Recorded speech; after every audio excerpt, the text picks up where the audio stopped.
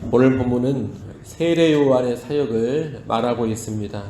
세례 요한은 마태복음에서 아기 예수와 성인 예수 사이의 간격을 채우는 인물입니다.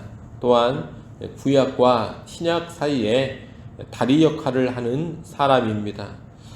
오늘 본문에는 세례 요한이 어떤 사람인지 그리고 그가 어떤 선포를 했는지가 잘 나와 있습니다. 먼저 세례 요한은 어떤 사람이냐? 그는 주의 길을 예비하는 사람입니다. 오늘 본문 2절에 보면 세례 요한은 이사야 선지자가 예언한 광야에서 외치는 자의 소리요 주의 길을 예비하는 자라, 그렇게 설명을 하고 있습니다. 3절에서 그렇게 설명을 하고 있습니다. 세례 요한은 메시아이신 예수님께서 오실 때 그 길을 미리 준비하는 사람인 것입니다. 요한은 회개의 세례를 선포하면서 예수님이 사역하시는 길을 수월하게 열어두었습니다. 백성의 마음을 준비시켰고 예수님의 제자가 될 사람들도 미리 준비시켜 뒀습니다. 실제 베드로, 안드레, 야고보, 요한, 빌립, 나다나엘 같은 예수님의 제자들은 모두 다 세례 요한에게서 먼저 배웠던 사람들입니다. 세례 요한에게서 먼저 배우고 나서 후에 예수님의 제자가 된 겁니다. 또 오늘 본문 4절에 보면 세례 요한은 낙타 털옷을 입었고 허리에 가죽띠를 했으며 그의 음식은 메뚜기와 석청이었다고 합니다. 이러한 세례 요한의 모습은 구약의 엘리야 선지자를 떠올리게 합니다. 구약의 마지막 책인 말라기서 4장 5절 6절에 보면 하나님께서 장차 엘리야를 보내겠다, 그렇게 말씀을 하셨습니다. 엘리야가 와서 백성의 마음을 하나님께로 돌이키게 한다 했는데 오리라 한 그 엘리야가 바로 세례 요한인 것입니다. 아울러 세례 요한의 이러한 복장과 음식은 이 세례 요한이 세속에 물들지 않은 사람이라는 것도 잘 보여주는 것입니다. 이렇게 세례 요한은 하나님께서 보내시기로 약속한 엘리야요, 광야에서 외치는 자의 소리로서 경건한 가운데 주의 길을 예비하는 사람인 것입니다. 그러면 주의 길을 예비하는 세례 요한이 광야에서 외친 선포는 어떤 것입니까? 세례 요한의 선포를 우리는 크게 세 가지로 볼 수가 있겠습니다. 첫째, 세례 요한은 천국을 선포했습니다. 세례 요한은 천국이 가까이 왔다고 선포합니다. 우리는 천국 그러면 죽어서 가는 저 하늘의 나라로만 생각을 하는데 천국은 사실 그것보다 훨씬 더 넓은 개념입니다. 이 천국이란 하나님 나라를 가리키는 말입니다. 그러니 천국 그러면 하나님 나라, 이렇게 이해하는 것이 좋겠습니다. 이 하나님의 나라라는 것은 단지 죽어서 가는 나라가 아닙니다. 하나님이 통치하시는 나라, 하나님이 통치하시는 나라가 바로 하나님 나라입니다. 이 세상에서 저 세상에 이르기까지 하나님이 통치하는 나라가 다 천국, 하나님의 나라인 것입니다. 내가 죽어서뿐만이 아니라 살아서도 누리는 나라가 천국, 하나님이 통치하는 하나님 나라입니다. 유대인들은 구약 성경의 근거에서 오랫동안 이 하나님 나라를 기다려왔습니다. 아담과 하와가 타락한 이후 세상은 죄악이 관영하고 사망이 지배하고 있습니다. 어둠의 권세가 지배하는 세상인 것입니다. 한마디로 타락한 세상은 죄와 사망의 나라요, 흑암의 나라입니다. 하나님께서는 이런 세상에 구원자를 보내실 것을 약속하셨고 그 구원자가 와서 이 세상을 새롭게 하리라고 말씀하셨습니다. 그 구원자가 이루는 회복된 세상, 죄가 다 사라지고 정의와 공의, 공일과 자비가 충만한 세상, 평화의 세상, 사망이 다 사라진 영원한 생명의 세상, 바로 그런 세상이 하나님의 나라입니다. 유대인들은 그렇게 세상을 새롭게 할 하나님 나라를 기다려 왔던 겁니다.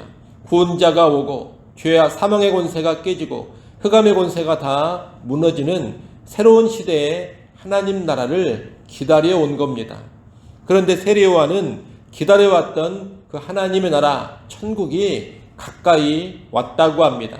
이 하나님의 나라가 가까이 왔다는 선포는 하나님 나라를 이루실 구원자, 그 나라를 세우시고 다스리는 참된 왕 메시아가 오셨다는 선포와 같은 겁니다. 이것은 복된 소식이요, 새로운 소망을 주는 소식입니다. 바로 이 소식, 천국의 선포가 세례 요한의 첫 번째 선포입니다. 둘째로 세례 요한은 회개를 선포했습니다. 이 회개의 선포는 하나님 나라 천국의 선포와 늘 함께 가는 것입니다. 오늘 본문 2절 말씀을 같이 한번 읽어보겠습니다. 2절 말씀 함께 읽습니다. 회개하라, 천국이 가까이 왔느니라 하였으니. 아멘. 요한은 천국 곧 하나님 나라가 가까이 왔다고 하면서 회개하라고 외치고 있습니다. 왜 회개를 말하고 있습니까? 회개해야지만 하나님 나라에 들어갈 수 있기 때문입니다. 죄를 회개하지 않으면 하나님 나라에 들어갈 수 없습니다. 오직 회개하는 사람만이 하나님 나라에 들어갈 자격이 있는 겁니다. 이 회개는 그저 입술만의 회개를 말하는 것이 아닙니다. 또 어떤 종교적인 활동을 하는 것이 회개인 것도 아닙니다. 하나님 나라에 들어가게 하는 참된 회개는 삶의 변화로 입증되는 회개입니다. 달리 말하면 선한 열매를 맺는 회개입니다. 이것을 잘 보여주는 것이 7절로 10절까지 말씀입니다. 세례 요한은 7절에서 바리새인들과 사두개인들을 향해 독사의 자식들이라고 독설을 합니다. 누가 너희를 가르쳐 임박한 진노를 피하라 하더냐, 이렇게도 말합니다. 바리새인과 사두개인이란 종교적인 지도자들을 가리킵니다. 율법을 잘 알고 있고 종교적인 의식에 아주 익숙한 사람들입니다. 유대교 안에서 교사 역할을 감당하는 사람들이기도 합니다. 하지만 세례 요한은 이들을 가리켜 독사의 자식들이라고 꾸짖습니다. 너희에게 진노가 임박해 있는데 아무도 그 사실을 가르쳐주지 않는다고 합니다. 달리 말하면 아무도 그것을 알려주지 않지만 나는 너희에게 닥칠 진노를 미리 알려주고 피하도록 가르친다는 겁니다. 여러분, 바리새인과 사두개인들은 지극히 종교적인 사람들이었지만 실제 그들의 삶은 죄악된 삶이었습니다. 입술로는 늘 하나님을 떠벌리고 외적으로는 열심 있는 종교 활동을 했지만 그들의 삶은 거짓과 불의, 음란과 탐욕으로 가득 차 있었습니다. 그들은 종교를 이용해서 온갖 인간적인 욕심과 세상의 정욕을 추구했습니다. 거룩한 신앙생활을 하는 것이 아니라 욕망을 위한 신앙생활을 했던 겁니다. 이러한 삶은 말뿐인 신앙이요, 형식적인 신앙이요, 가식적인 위선적인 신앙입니다. 이런 모습은 진정한 삶의 변화가 없는 신앙, 다시 말하면 참된 회개가 없는 종교생활인 것입니다. 이들은 또한 선민의식에도 사로잡혀 있었습니다. 자기들은 아브라함의 자손이기 때문에 하나님 나라가 임하면 자동적으로 그 나라에 들어갈 줄 알았습니다. 하지만 세례 요한은 9절에서 그런 선민의식도 필요 없다고 합니다. 하나님은 마음만 먹으시면 길가의 돌들로도 아브라함의 자손을 만들 수 있다고 하면서 아브라함의 자손이라는 것으로 자부심을 갖지 말라고 합니다. 그런 혈통이 하나님 나라를 보장하는 것이 아니기 때문입니다. 여러분, 하나님의 나라는 종교 지도자라는 지위, 율법에 대한 지식, 열심 있는 종교활동, 아브라함의 자손이라는 혈통, 이런 것으로 들어갈 수 있는 나라가 아닙니다. 하나님 나라는 참된 회개가 있어야지만 들어갈 수 있는 나라입니다. 이 참된 회개는 앞서 말씀드린 것처럼 회개에 합당한 열매를 맺는 그런 회개, 실제적인 삶의 변화가 나타나는 회개입니다. 요한은 도끼가 나무 뿌리에 놓였으니 좋은 열매 맺지 아니하는 나무마다 찍혀 불에 던져지리라고 합니다. 열매로 알리라 하는 것은 이 마태복음의 중요한 주제 중 하나입니다. 참된 회개를 한 사람은 좋은 열매를 맺습니다. 만약 삶의 실제적 변화를 의미하는 좋은 열매가 없다면 그런 나무, 그런 사람은 다 찍혀서 불에 던져집니다. 하나님 나라에 들어가지 못하고 죄 가운데 심판을 받는 겁니다. 우리는 이것을 잘 알고 참된 회개가 있는 진정한 신자가 되어야겠습니다. 오늘날도 보면 교회에 출석하고는 있지만 진정한 회개 없이 교회 다니는 사람들이 많습니다. 신앙생활을 한다고 하고 종교적인 활동도 열심히 하지만 실질적인 삶의 변화가 없습니다. 삶 가운데서 아무런 순종의 열매가 보이지 않습니다. 신앙생활을 하는데 거룩한 신앙생활이 아니라 그저 정욕과 욕망을 추구하는 신앙생활입니다. 이런 사람은 형식적인 신앙인에 지나지 않는 것이고 회개하지 않은 사람입니다. 설령 목사의 지위를 가지고 있다 하더라도 이런 사람은 회개하지 않은 사람이요 하나님 나라와 상관없는 사람입니다. 심판받을 자들에 지나지 않는다는 겁니다. 우리는 그런 부류에 속하지 않아야 하겠습니다. 여러분, 참된 회개, 실제적인 삶의 변화를 나타내는 그런 참된 회개를 하시기를 바랍니다. 회개에 합당한 좋은 열매를 맺음으로써 하나님 나라에 들어갈 수 있는 진정한 신자들이 다 될 수 있기를 간절히 바랍니다. 마지막 세 번째로 세례 요한은 예수 그리스도를 선포했습니다. 세례 요한은 오늘 본문 11절 12절에서 자신의 뒤에 오시는 분, 곧 진정한 메시아에 관하여 선포합니다. 그분이 바로 예수 그리스도신데 요한은 그분이 자신보다 훨씬 탁월한 분이시라고 합니다. 자기는 그분의 신을 들기도 감당치 못한다고 합니다. 또 요한 자신은 물로 세례를 줄 뿐이지만 그분은 불과 성령으로 세례를 주신다고 합니다. 요한의 세례는 구원을 기대하고 준비하는 의식에 지나지 않습니다.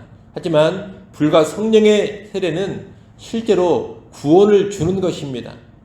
불과 성령으로 세례를 준다는 것은 죄를 정화하고 새로운 생명을 부여한다라는 뜻입니다. 불은 정화, 정결을 나타내는 것이고 성령은 새로운 생명의 부여를 나타내는 겁니다. 불과 성령으로 세례를 준다라는 것은 요한복음 3장의 표현을 빌리자면 물과 성령으로 거듭나게 한다. 이것과 거의 같은 표현이라고 볼 수가 있겠습니다. 이 세례 요한 뒤에 오시는 예수 그리스도를 믿고 영접하는 사람은 불과 성령으로 세례를 받아 정결하게 되고 새 생명을 누리게 될 것입니다. 하지만 회개하지 않고 예수님을 거부하는 사람은 무서운 심판을 받게 될 것입니다. 예수 그리스도는 알곡과 쭉정이를 정확하게 가려내십니다. 겉으로는 다들 회개하고 믿어서 신앙생활을 하는 것 같습니다. 겉으로는 다 괜찮은 사람들인 것 같습니다. 하지만 예수 그리스도는 그들을 정확하게 분별해 내십니다. 그래서 참된 회개와 예수님에 대한 진정한 믿음이 있는 알곡들은 곳간에 들이시고 참된 회개가 없이 형식적이고 가식적인 신앙생활하는 쭉정이들은 다 불태워 버리실 겁니다. 참으로 회개하여 예수 믿는 사람들만 정결하게 되고 새 생명을 얻어서 하나님 나라의 영광을 누리게 되는 겁니다. 그러니 우리는 회개하고 예수를 제대로 믿어서 그 생명과 영광을 누릴 수 있어야 하겠습니다. 이렇게 세례 요한의 선포 세 가지를 살펴봤습니다. 우리는 이 세례 요한의 선포를 잘 기억해야겠습니다. 천국 하나님 나라의 선포, 그리고 회개의 선포, 나아가 예수 그리스도를 선포하는 이 선포 앞에서 우리 자신을 먼저 잘 살피시기 바랍니다. 나는 참으로 회개하여 진정으로 예수 믿는 사람인가? 여러분 잘 점검하십시오. 그렇다면 우리는 하나님 나라에 들어간 하나님 나라의 백성, 천국 백성일 것입니다. 아울러 하나님 나라의 백성, 천국 백성이 되었다면 이제 다시 오실 주님, 재림하실 주님의 길을 세례 요한처럼 예비할 수 있기를 바랍니다. 세례 요한은 주의 초림을 예비했다면 이제 하나님 나라의 백성들은 주의 재림을 예비해야 하는 사람들입니다. 그러니 우리도 세례 요한처럼 천국 하나님 나라를 이 땅에 선포하고 또한 참된 회개를 선포하고 구주이신 예수 그리스도를 선포해야 합니다. 그 선포를 통해 사람들을 주님께로 인도하는 것이 주님 다시 오실 길을 예비하는 모습입니다. 아무쪼록 내가 하나님 나라에 들어간 사람인지를 먼저 잘 점검하시고 내가 하나님 나라에 들어간 사람이라면 이제 주님 다시 오실 길을 참된 선포를 통하여 예비하는 주의 백성들 될 수 있기를 간절히 소원합니다. 기도하겠습니다. 하나님 아버지, 세례 요한의 선포 앞에 오늘 우리 자신을 잘 돌아보기를 원합니다. 혹시라도 우리의 신앙생활이 참된 회개가 없는 그저 형식적이고 가식적이고 세상의 욕망, 인간의 정욕을 위한 신앙생활은 아닌지 잘 살피게 하시고 참된 회개와 참된 믿음이 있는 신앙의 삶으로 나아가게 하여 주시옵소서. 그리하여 진정한 천국 백성 꼭 되게 하여 주시옵소서. 또한 우리가 천국 백성이 되었다면 다시 오실 주님의 길을 예비하기를 간절히 소원합니다. 복음의 선포가 오늘날 우리를 통하여 나타나게 하여 주시옵소서. 참된 회개를 선포하게 하시고 천국을 선포하게 하시며 또한 구주이신 예수 그리스도를 담대히 선포케 하여 주옵소서. 이러한 선포를 통하여 재림하실 주님의 길을 예비해가는 교회와 성도들이 되게 하여 주시옵소서. 이 시간 우리를 기도하는 자리로 불러주셔서 감사합니다. 하나님 앞에 엎드립니다. 긍휼과 은총을 베풀어 주시옵소서. 기도하는 시간을 통하여서 우리의 가정과 우리의 교회 또한 이 나라 이 민족에 주의 은혜가 임하게 하여 주옵소서. 예수님의 이름으로 기도드리옵나이다. 아멘.